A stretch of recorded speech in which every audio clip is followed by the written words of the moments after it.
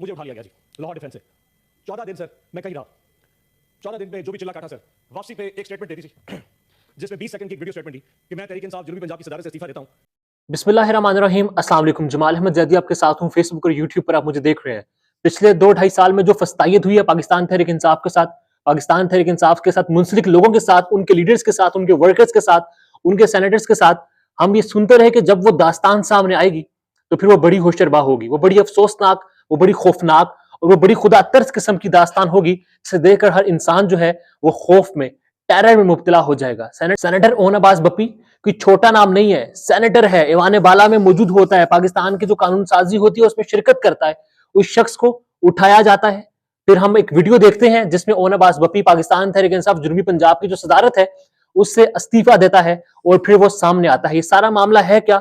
Own Abbas Bappi आज senate में बोल पड़े हैं, बताया है कि मुझे लाहौर से उठाया जाता है डिफेंस से, 14 रोज मुझे कहीं जगह पर रखा जाता है, मतलब चिल्ला कटवाया जाता है, मैं चिल्ला काटता हूं, उस चिल्ले के इख्तिताम पर मुझसे एक 20 सेकंड की वीडियो रिकॉर्ड करवाई जाती है जिसमें यह होता है कि मैं सेनेटर ओन अब्बास बप्पी पाकिस्तान तहरीक इंसाफ जनूबी पंजाब की जो सदारत है उससे इस्तीफा दे रहा हूं।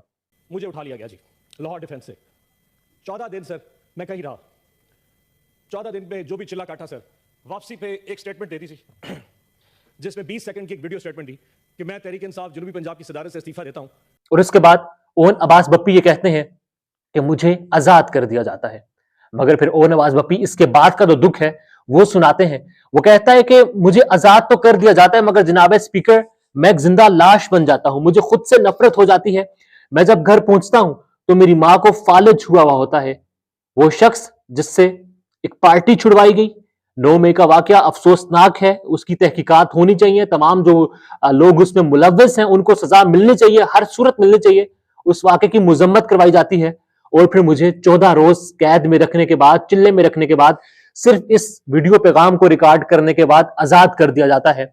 मगर मैं अब आजाद नहीं हूं, मैं एक जिंदा लाश हूं। ये ओन अब्बास बप्पी कह रहा है। वो ओन अब्बास बप्पी जो कि पाकिस्तान की सेनेट में बैठकर कानून साजी करता है, पाकिस्तान की सेनेट में बैठकर पाकिस्तान के मुस्तकबिल के हवाले से जो फैसले होते हैं, पाकिस्तान के जो आजाद शहरी हैं जिन पर उन फैसलों का इतलाक होता है, वो फैसले करता है। और वही ओन अब्बास बप्पी अपनी मर्जी के मुताबिक अपनी मर्जी की जमात में नहीं रह सकता और उसको कहना पड़ता है अपनी आजादी के लिए, अपने आप को एक फ्री मैन डिक्लेयर करवाने के लिए कि मैं पाकिस्तान तहरीक इंसाफ जनूबी पंजाब की सदारत को छोड़ता हूं, मैं इमरान खान का साथ छोड़ता हूं।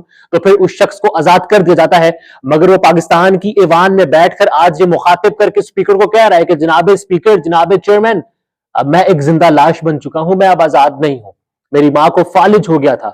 ये सब कुछ जो कुछ हुआ, जो चिल्ला कटवाया गया, इसके बाद जैसे छोड़ा गया, ये फस्तायत हुई है हमारे मुल्क में गुज़िश्ता 2-2.5 सालों में और इसको अनफॉर्चुनेटली नॉर्मल कर दिया गया है। तमाम तरह सेनेटर्स वहां पर बैठे हुए थे और ओन अब्बास बप्पी अपना वहां पर डुकरा, अपना जो दुख है वो सुना रहा था। ओन अब्बास बप्पी क्या कह रहा था, उसने कहा क्या है, उसी के अल्फाज सुनिए और फिर एक लम्हे के लिए महसूस कीजिए। आजाद तो हो गया सर, लेकिन एक जिंदा लाश हूं मैं, एक ऐसी जिंदा लाश जो ना सोच सकता है, ना समझ सकता है, ना बोल सकता है। मुझे नफरत होती जा रही है सर इस ऐवान में बैठ के, इस तस्वीर की तरफ देखते हुए जो मुझे इस चीज का यकीन दिलाती है कि मैं आजाद हूं। मैं आजाद नहीं हूं। अगर मुझ में सोचने समझे की सलाहियत ये रियासत नहीं दे सकती तो मेरा यहां जीने का हक भी नहीं बनता। कौन होता है कि मुझे डिक्टेट करे कि मैं क्या कहूं और क्या सोच सकता हूं? आपको अंदाजा नहीं कि सर पिछले 6-8 महीने कितने कर्म में गुजारे हैं। सारे लोग यहां बैठ के चाय पी रहे होते थे, सेनेट का सेशन में देखा होता था जब मैं घर में छुपा होता था। ये बातें करना आसान है सर, आज आप रिगिंग की बात कर रहे हैं। जो कुछ हमारे साथ हुआ है मुझे आज तक एक प्लेटफॉर्म नहीं दिया गया। अफसोस होता है सर कि यहां बैठ के सारे बात कर रहे हैं रिगिंग पे, लेकिन उन बेचारे वर्करों के साथ, वो हमारे दोस्तों पीटीआई के लोगों के साथ जो कुछ हो रहा है आज तक किसी ने उस पर बात नहीं की। सर यकीन जाने में अगर एक रुदात सुना दूं ना, आप परेशान हो जाएंगे। उन 4 महीने में जब छुपा हुआ था, मेरा घर गिरा दिया गया सर, मेरी फैक्ट्री, मेरे कारोबार बंद कर दिए गए। एक छोटा सा जिम्मेदार हूं मैं सर। मेरे आमों के बाग के ऊपर जो मुस्ताजिर है, तो जो बाग संभालते हैं, उनको उठा के लेके मेरे बाग भी बर्बाद हो गए सर।